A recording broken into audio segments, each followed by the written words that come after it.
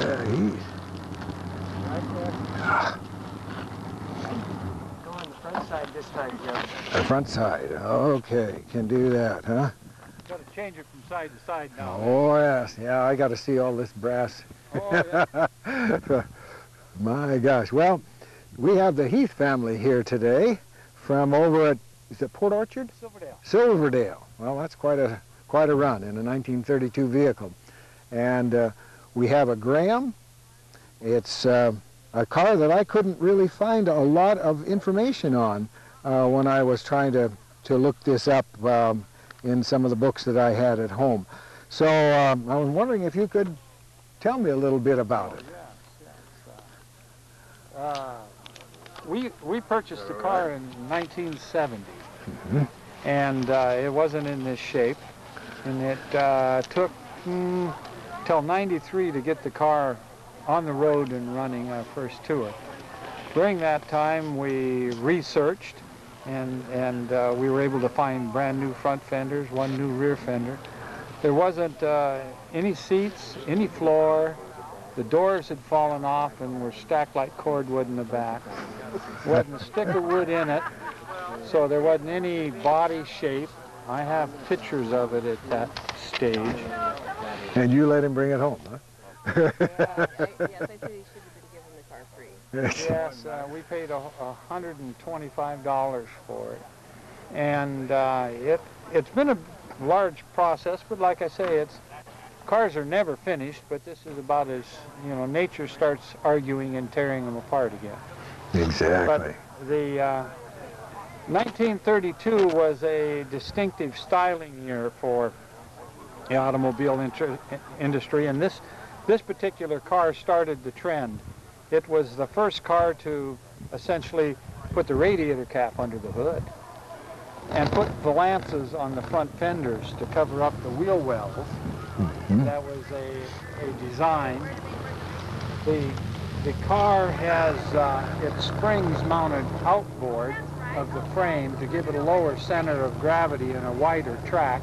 Is that what they call the banjo frame? This car has the banjo frame on it. It's the frame is about 8 or 8.5 inches thick all the way to the rear end, and at the rear end it springs out to be about 20 inches wide with a large gaping hole in it, and the rear axle fits in that hole with rubber bumpers up and down. So it got the back lower gravity and lower center of gravity.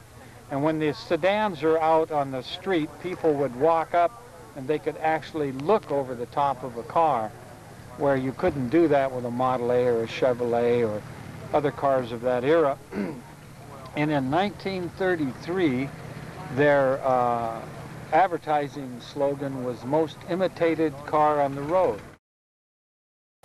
The car has ride control. The shocks are adjustable from the dash. Firm to soft, yes.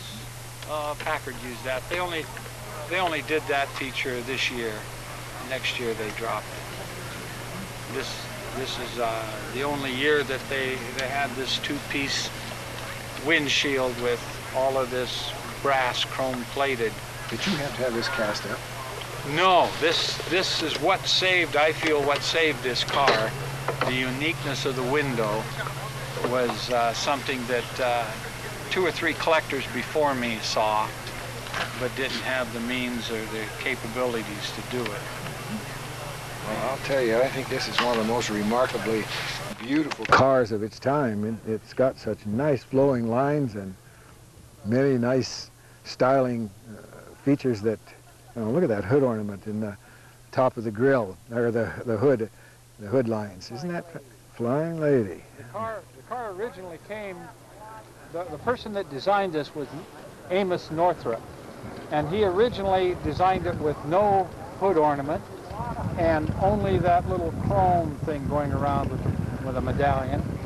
And the motoring public were used to seeing something on the radiator, so within about a month or two the factory came out with this ornament here, and you could buy it for $12.50. Northrop also designed the car with painted headlights and painted tail lights. But when I restored the car, I looked in the parts book, and it said it had the option of chrome headlights and tail lights. And I think that adds a, even though Northrop didn't like the idea, I did. I think they're nice. It's very beautiful.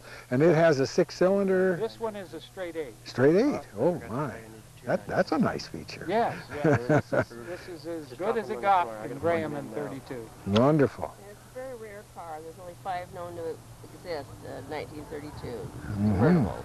Well, all right. Well, you're spoiling yourself right, I must say. Yes, we have a sedan of this year also, but it's unrestored right now. Okay. Well, I appreciate your sharing all this with us and giving us an opportunity to see your car up close and record it on the video. All right, and I hope you had a good time here with the picnic. Always do, always do. You know, you got lunch and I haven't yet, so I'm jealous. Okay. Thank you now. Now it sounds like an 8.